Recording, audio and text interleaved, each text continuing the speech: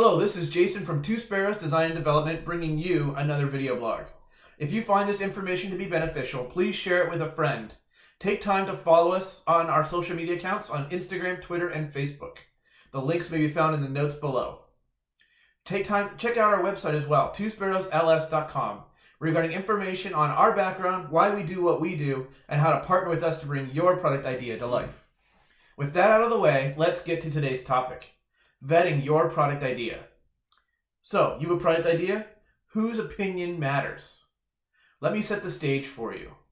Maybe you're like me, sitting at home on the couch, relaxing, and the next thing you know, the next best product idea of the future has just popped into your head. After you hastily scribble it down in your idea notebook, you do have an idea notebook, right? I thought so. You then wonder, who can I trust to share this awesome idea with, to verify that it truly does hit the mark? It does not matter if this is your first product idea or you're already running your own company or working for a Fortune 500 firm. Certain opinions matter, so who should you be speaking with about your idea?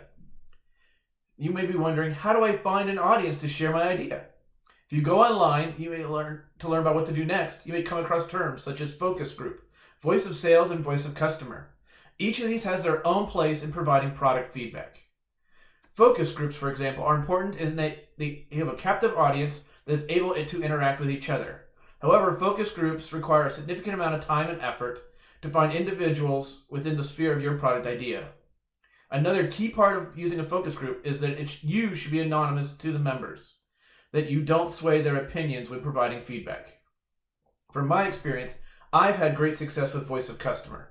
The customer may be your existing customer or someone you've identified as being your ideal customer.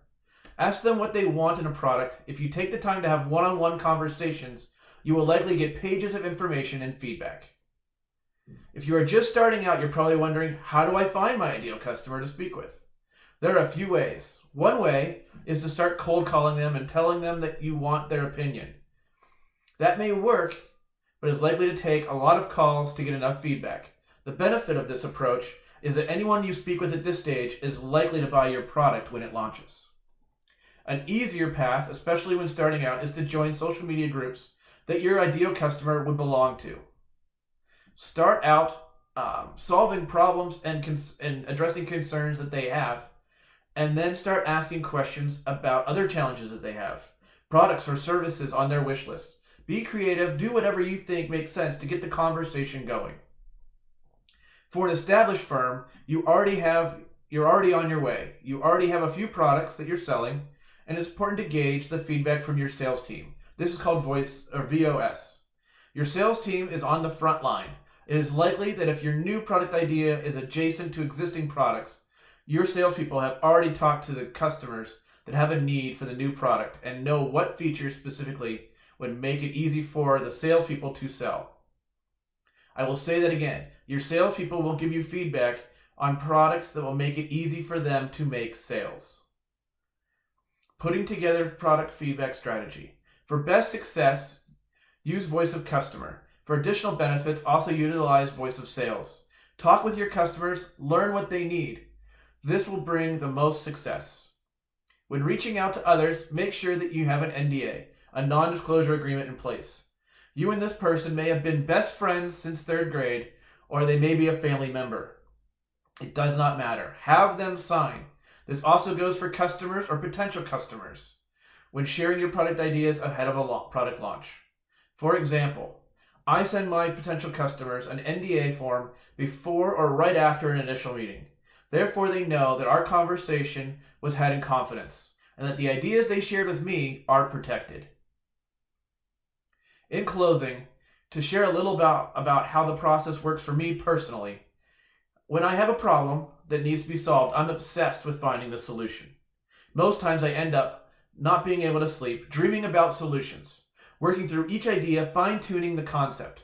Before VOC or VOS, I turn to my first sounding board, Nancy, our co-owner. She can attest to this process. Ask her how many times I've woken up early that she's woken up only to find me wide awake, ready to share my ideas with a solution for her. Early on, I wouldn't even let her have coffee first. Recently, I have been trying to get better and make coffee before sharing her with my new ideas. For me, this is the most exciting part of the process, and I hope that you find it as well. I hope that you have found this post to be beneficial and offers you something to think about as you are marketing your products. If you have any questions, please go to our website, twosparrowsls.com, or contact me through any of our social media channels. Again, this is Jason from Two Sparrows Design and Development. Have a great week, a great year. Never stop. Thank you.